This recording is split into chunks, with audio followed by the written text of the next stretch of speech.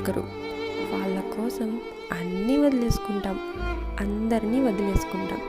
వాళ్ళ ఇష్టాలని మన ఇష్టాలుగా మార్చుకుంటాం, వాళ్ళ కలలని మన కలలుగా చేసుకుంటాం. కానీ వాళ్ళే లాస్ట్కి మనకి ఎనలేని కన్నీళ్ళని, భరించలేని బాధని బహుమతిగా ఇచ్చి వెళ్ళిపోతారు.